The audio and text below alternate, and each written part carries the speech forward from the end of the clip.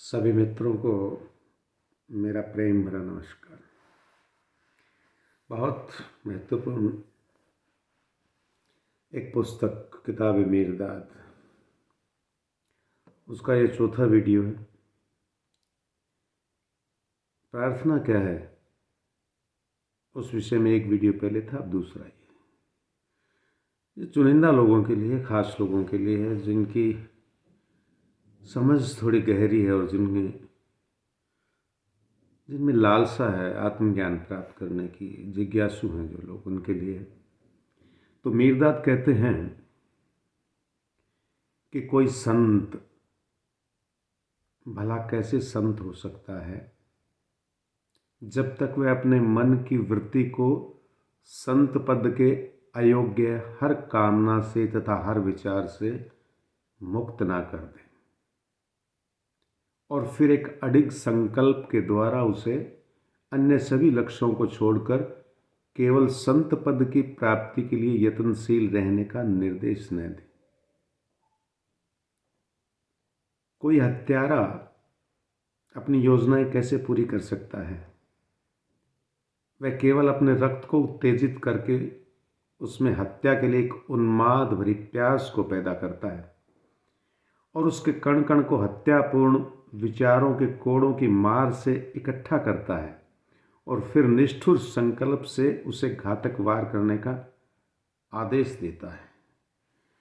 मुर्शिद कहते हैं कि अगर व्यक्ति चाहे तो वो संत होने योग्य भी कार्य कर सकता है और हत्या के योग्य भी वो स्वयं को आदेश कर सकता है। ये उसके विवेक और उसकी इच्छा पर है।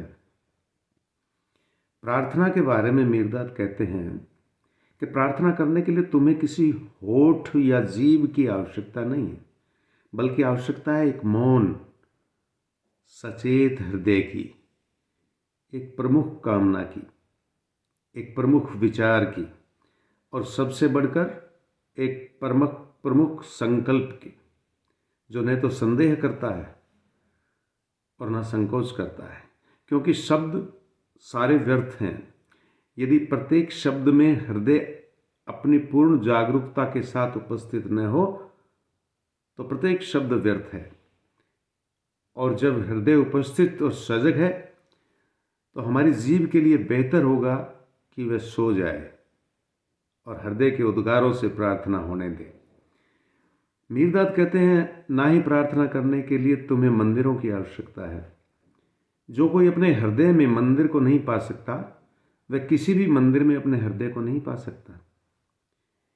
फिर भी मैं तुमसे कहता हूं, और आज तुम जैसे हैं उनसे भी, किंतु प्रत्येक मनुष्य से नहीं, क्योंकि अधिकांश लोग अभी भ्रम में हैं। वे प्रार्थना की जरूरत तो महसूस करते हैं लेकिन प्रार्थना करने का ढंग नहीं जानते हैं। मीरदाद कहते हैं कि वे शब्दों के बिना प्रार्थना कर नहीं सकते और शब्द उन्हें मिलते नहीं जब तक शब्द उनके मुंह में न डाल दिए जाए, और जब तक उन्हें अपने हृदय की विशालता में विचरण करना पड़ता है तो वे खो जाते हैं और भयभीत हो जाते हैं।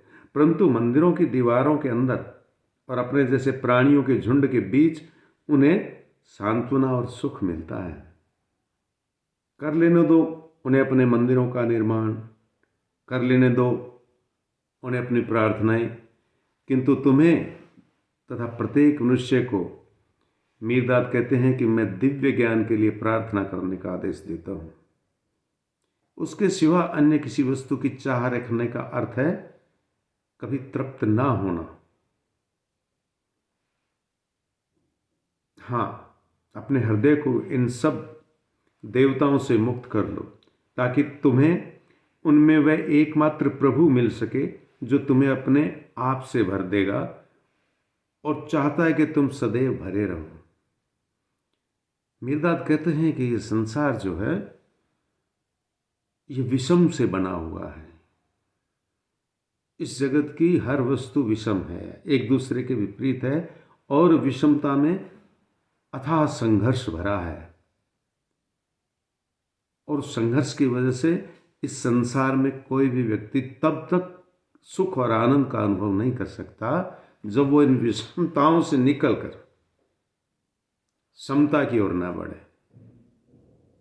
और समता की ओर बढ़ेगा, वही मार्ग प्रभु तक जाने का मार्ग होगा।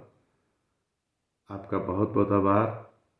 शेष फिर कभी। धन्यवाद।